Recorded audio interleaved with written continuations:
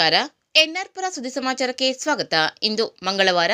ಓದುತ್ತಿರುವವರು ನಂದಿನಿ ಆಲಂದೂರು. ಸುದ್ದಿಗಳ ವಿವರ. ಪ್ರೌಢಶಾಲೆಯಲ್ಲಿ ಗ್ರಾಹಕರ ಕ್ಲಬ್ ಮಾಡುವುದರಿಂದ ಮಕ್ಕಳ ದೈನಂದಿನ ಚಟುವಟಿಕೆಗಳಿಗೆ ಅನುಕೂಲವಾಗಲಿದೆ ಎಂದು ಕುದುರೆಗುಂಡಿ ಸರ್ಕಾರಿ ಪ್ರೌಢಶಾಲಾಭಿವೃದ್ಧಿ ಸಮಿತಿ ಅಧ್ಯಕ್ಷ ಪ್ರವೀಣ್ ಶೆಟ್ಟಿ ತಿಳಿಸಿದರು.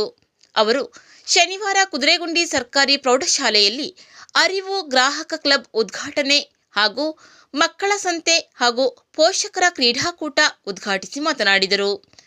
ಗ್ರಾಹಕ ಕ್ಲಬ್ನ ಸದಸ್ಯರಾದ ಮಕ್ಕಳಿಗೆ ಗ್ರಾಹಕರು ಮೋಸ ಹೋದಾಗ ಮುಂದೆ ಕೈಗೊಳ್ಳಬೇಕಾದ ಕ್ರಮಗಳ ಬಗ್ಗೆ ತಿಳಿಯಲಿದೆ. ಈ ಬಗ್ಗೆ ಗ್ರಾಹಕ ಕ್ಲಬ್ ವತಿಯಿಂದ ಮಕ್ಕಳಿಗೆ ಗ್ರಾಹಕರು ವ್ಯವಹರಿಸಬೇಕಾದ ನಿಯಮ ನೀತಿಗಳ ಬಗ್ಗೆ ತಿಳುವಳಿಕೆ ನೀಡಬೇಕು ಎಂದು ಸಲಹೆ ನೀಡಿದರು. ಮುಖ್ಯ ಶಿಕ್ಷಕ ಧನಂಜಯ ಮೇಧೂರ ಮಾತನಾಡಿ, ನಮ್ಮ ಶಾಲೆಯಲ್ಲಿ ಪ್ರಾರಂಭವಾದ ಗ್ರಾಹಕ ಸಂಘವು 50 ವಿದ್ಯಾರ್ಥಿಗಳನ್ನು ಒಳಗೊಂಡಿದೆ. ಶಿಕ್ಷಕರೊಬ್ಬರು ಸಂಚಾಲಕರಾಗಿ ಕಾರ್ಯನಿರ್ವಹಿಸುತ್ತಾರೆ.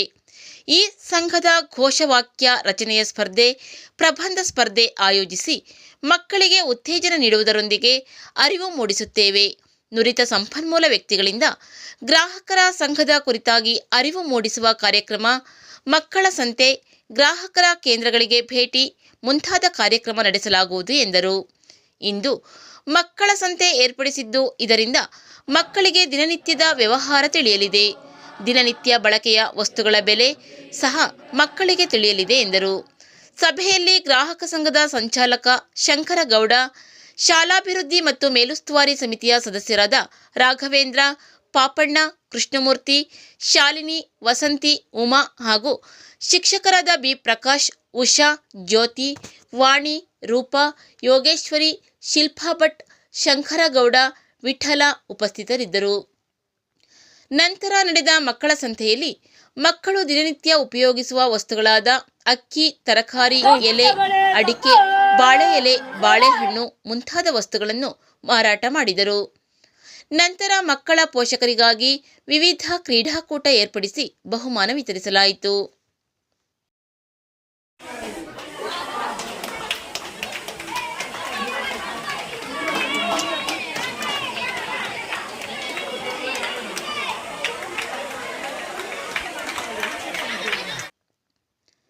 ನರಸಿಂಹರಾಜಪುರ ಪಟ್ಟಣದ ಟಿಬಿ ರಸ್ತೆಯಲ್ಲಿರುವ ಕೋಟೆ ಚೌಡೇಶ್ವರಿ ದೇವಸ್ಥಾನದಲ್ಲಿ ಫೆಬ್ರವರಿ 4ರ ಮಂಗಳವಾರ ಅಂದರೆ ಇಂದು ಹರಕೆ ಕಾರ್ಯಕ್ರಮ ನಡೆಯಲಿದೆ ಎಂದು ದೇವಸ್ಥಾನ ಧರ್ಮದರ್ಶಿ ಎಲ್ ನಾಗರಾಜ್ ತಿಳಿಸಿದ್ದಾರೆ.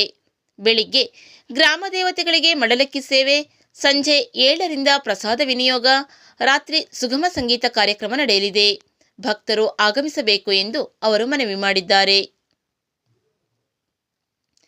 ನರಸಿಂಹರಾಜಪುರ ತಾಲೂಕಿನ ಬಾಳೆಹೊನ್ನೂರು ಪಟ್ಟಣ ಹಾಗೂ ಬಿ ಕಣಬೂರು ಗ್ರಾಮ ಪಂಚಾಯಿತಿ ವ್ಯಾಪ್ತಿಯಲ್ಲಿ ಕಸ ಹಾಕಿ ಪರಿಸರ ಮಾಲಿನ್ಯ ಮಾಡುವ ಜನರಿಗೆ ಜಾಗೃತಿ ಮೂಡಿಸುವ ದೃಷ್ಟಿಯಿಂದ ಮಲ್ನಾಡ್ ಗೆಳೆಯರ ಬಳಗವು ಮಾಲಿನ್ಯದ ಮಹಾರಾಜ ಎಂಬ ಜಾಗೃತಿ ಅಭಿಯಾನವನ್ನು ಹಮ್ಮಿಕೊಳ್ಳಲಾಗಿದೆ ಎಂದು ಮಲ್ನಾಡ್ ಗೆಳೆಯರ ಬಳಗದ ಮುಖ್ಯಸ್ಥ ಬಿಸಿ ಸಂತೋಷ್ ಕುಮಾರ್ ತಿಳಿಸಿದರು.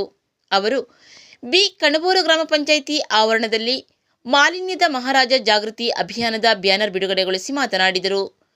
ಫೆಬ್ರವರಿ 1ರಿಂದ ಈ ಅಭಿಯಾನ ಪ್ರಾರಂಭಿಸಿದ್ದು 28ರವರೆಗೆ ನಡೆಯಲಿದೆ. ಬಾಳೆಹೊನ್ನೂರು ಪಟ್ಟಣದ ಸೌಂದರ್ಯ ಮತ್ತು ಸ್ವಚ್ಛತೆ ಕಾಪಾಡುವ ದೃಷ್ಟಿಯಿಂದ ಈ ಅಭಿಯಾನ ಹಮ್ಮಿಕೊಳ್ಳಲಾಗಿದೆ.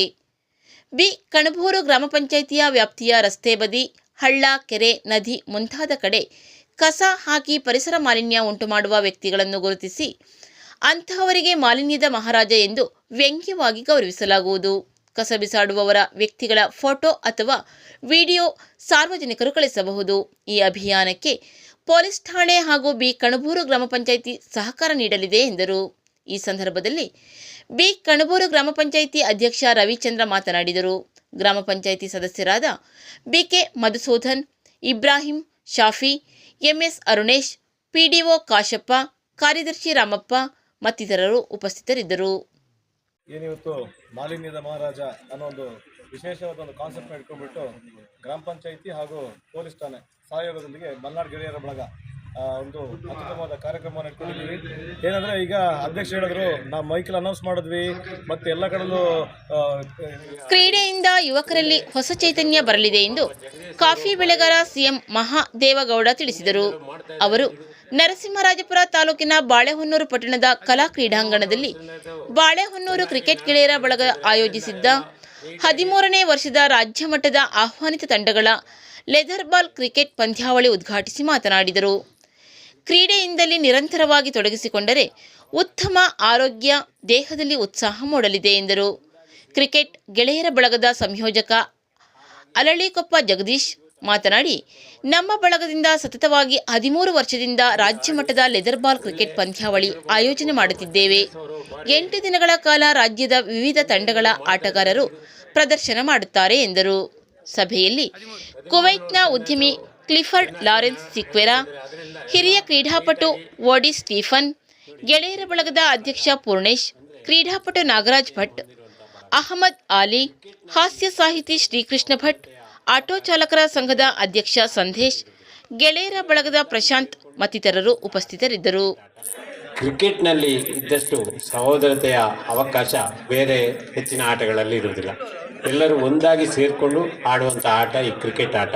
ಹಾಗಾಗಿ ಸರ್ವರಿಗೂ ತಮ್ಮ ಜೀವನದಲ್ಲಿ ಕೂಡ ಒಳ್ಳೆಯ ಹೊಂದಾಣಿಕೆ ಮತ್ತು ವಂದನೆಗಳು.